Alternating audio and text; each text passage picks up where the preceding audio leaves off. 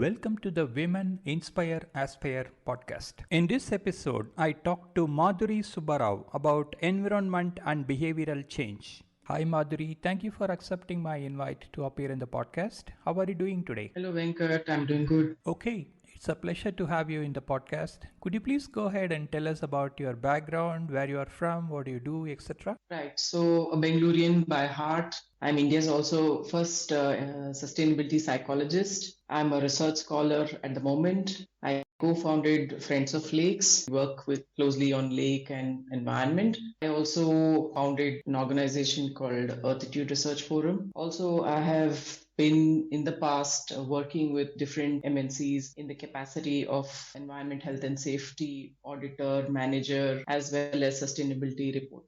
Fantastic. Can you share the childhood values that has shaped the person you are today? From the very beginning, I was always very conscious of the environment. I studied psychology for most of my life, but I always had passion towards the environment. I've been a Bengalurian for all my life, and I'm 4 generations old to Bengaluru. I've seen the city transform from what it was to what it is right now, and it's very hurtful on how the city is growing. So all these questions lingered around me for as long as it has been. And yet I'm still finding solutions, what I can do to kind of work on the city, the people that arrive here. I mean, these are things that constantly on the move. You've been doing a lot of work on the environment. You have been working on the lakes. So let's talk about the lakes work that you have done. Can you tell us a bit about it? So I co-founded Friends of Lakes in the year 2008. Bengaluru is very predominantly known for its lakes. We were seeing that all these years somehow the lakes were preserved in what capacity that the government did, that the communities did, the farmers around lakes did, so many other people. But then I started to see that the water that used to be so crystal clear is now kind of losing its sanctity. So that's when we started all the work in lakes, from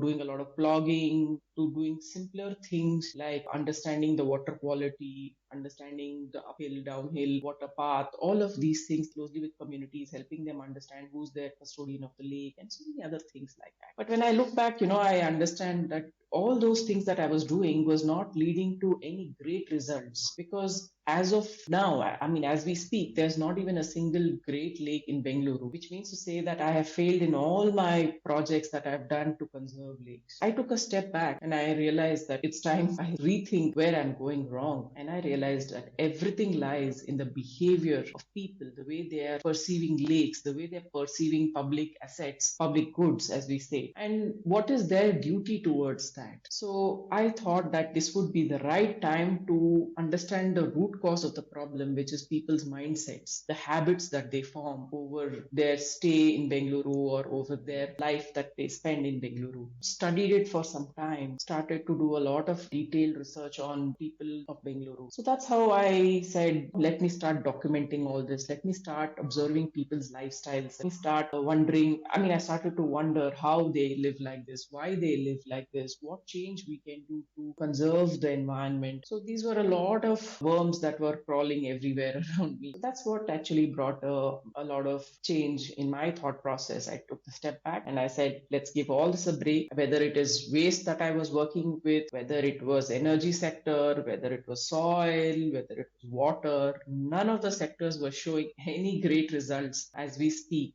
So, which means to say that we've not come any distance from where we started. It's time we rethink all of these interventions, whether it is from the government, whether it's from the people, whether it is from the policymakers, whoever it was. A lot of these thoughts constantly were in my mind, and that's what brought me to doing a lot of research in this subject.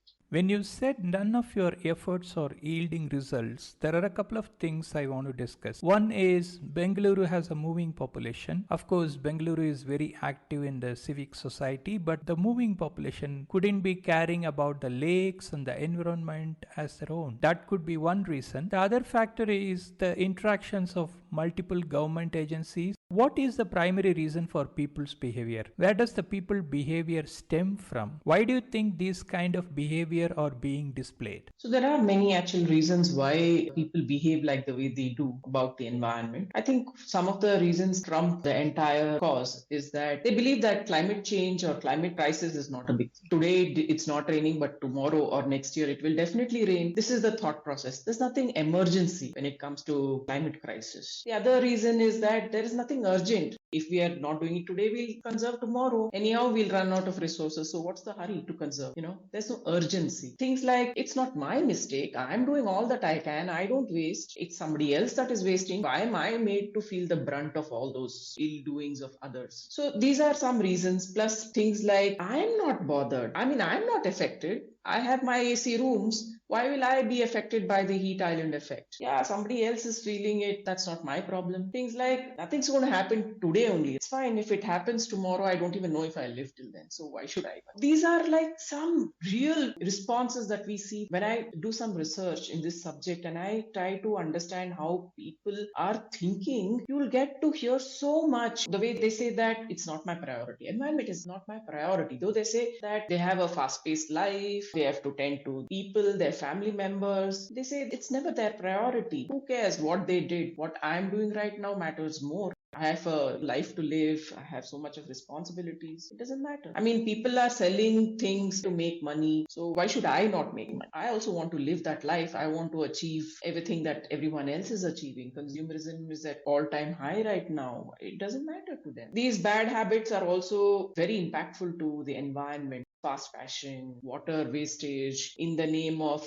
development. Many people are taking up so many infrastructural changes, which is not even scientific. It's not research based. There's no feasibility study being done. So many things, that is happening. One needs to first unlearn the habits that they have formed. They've conditioned their brains to a lot of wrong learnings, which has to be reversed right now. Only then relearning is possible. So these are some of the reasons I think we need to focus on right now. We've stopped living simple lives. We've just complicated ourselves so much. Our life is more about what others are doing, what is trending. Those kind of fast-paced life, which is not the greatest thing. It's not a very sustainable way of living, right? When we say we are influenced by others and we try to compare ourselves with others, can we live a simple life and be an example for others? Yes, absolutely. What I mean when I say a simple life is just live in tandem with nature. There's something called as law of nature, which we all have never been able to relate to because though we read it in our scriptures, unfortunately, we have not been able to understand it any better because it's not drilled into us. Nature has all answers. There's always an interdependence on each other in nature, and that interdependence is very positive. It is never taken in a way where I want to hold everything. I want to be the richest. I want to have it all. No, it is never that. Everything is very balanced in nature. There is always the concept of giving. Nature always gives. Whatever is left back from the waste of one species is taken by another species. You go from any stretch to any stretch, you will see beetles eating poop of some other animal. Everything that we people leave behind is what Mother Earth digests or some other species within Mother Earth digests. So there's really nothing that goes for waste. Everything is very cyclic in nature. Everything is so adaptive in nature. These are some of the things that keep on changing. This change is very, very constant. And I think we have lost it. We humans, we want to get everything for ourselves. Nothing is sufficient for us. We just want more and more. Today we have a car. Tomorrow we want something else. We want a better car. Maybe third day we need something more expensive, more luxurious. It's just there's no regeneration. It's more of exploitation, overconsumption, capitalistic attitudes. We are not at all living with the laws of nature, which is so simple.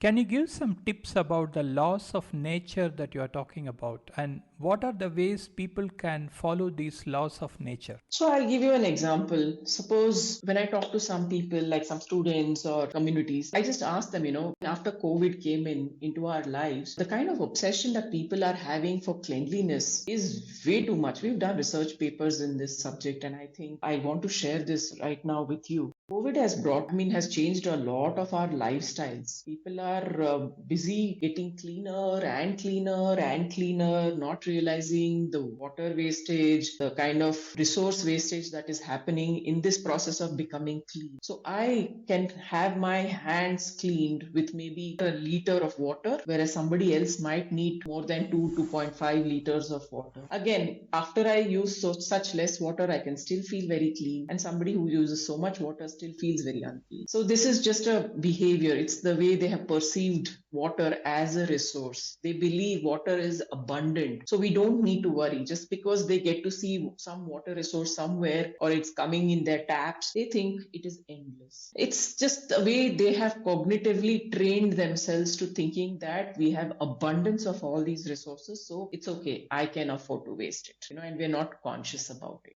Another example that I can give to you from the waste sector is that it just takes less than 30 seconds for a person to want to segregate waste or not segregate waste. It's the way they have trained their brain to wanting to segregate. If they believe that this waste that they mix can actually cause a cyclic reaction to their own life someday or the other or their next generation, then they will always want to segregate. But because the conditioning has not happened that way, they just tend to mix it. It's a habit that they have formed in a way that they are not conscious of their behavior. So these are all simple things. Like I just said to you, in nature, nothing goes waste. Everything is consumed back. If not me, by someone else. But we humans are so unconscious of this law. So we tend to ignore it. So, what are some practical steps that you are planning to do to change the behavior of the people? So I generally want to observe people. I want to understand what is their lifestyle before I start to give them feasible solutions. First of all, I want to know what is their routines during their day, what is the habits that they have formed, what is their learnings that they have about nature, about environment, how much of wastages that is happening in their lives, how much they believe is a resource that they consume or overconsume,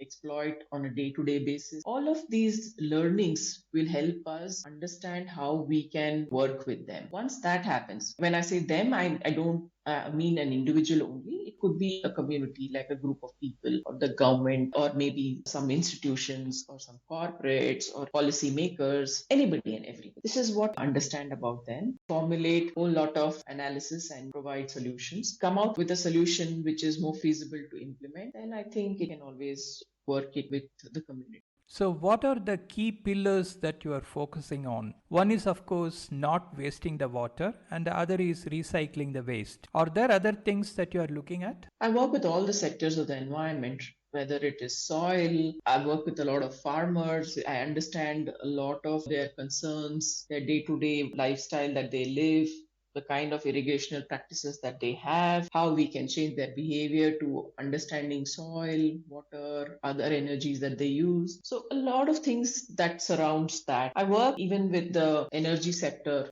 I try to see how people use so much of energy. They waste so much of energy. They're so habituated to switching on the light and leaving it on. The moment they enter a room, they want all the lights switched on. They have multiple gadgets running at the same time, which is very power consuming. Even things like AI that they're using, they use so much of words which are not required for them to use, like a please, thank you. You don't need to say these things. Even these consume a lot of energy, some way or the other, and so much of environmental resources get consumed. So much of our day-to-day practices are leading to such a lot of environmental destruction. So as an auditor, as somebody who's reported sustainability, I think even understanding, analyzing these small aspects of people's lives can take us a long way. What are your future plans? What do you want to do? So would want to do a lot of work on biodiversity conservation. We are losing our forest cover badly, very badly. We want to do extensive work in air pollution.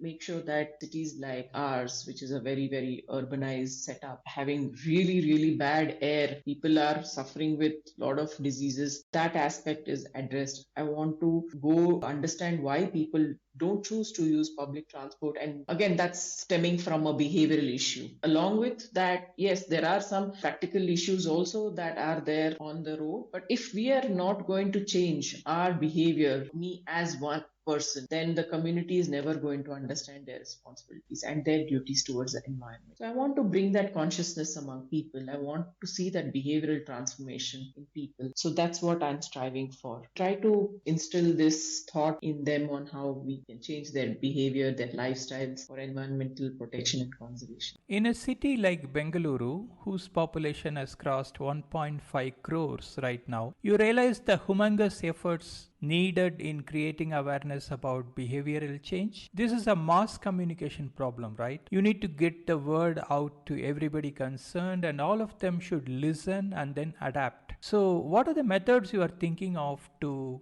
get the word out to all these 1.5 crore people in Bengaluru? So, behavioral change is the most difficult change. You can bring in technological change, you can bring infrastructural change, some innovation you can bring in. All these things are very superficial. Bringing in behavioral change into a human is one of the most toughest. What I feel is that even though it is a slow process, even though it is time consuming process, it's a more sustainable way of change, bringing in change and actioning, seeing action. This will take a lot of time. It can be replicated faster, scale up also capacity building programs.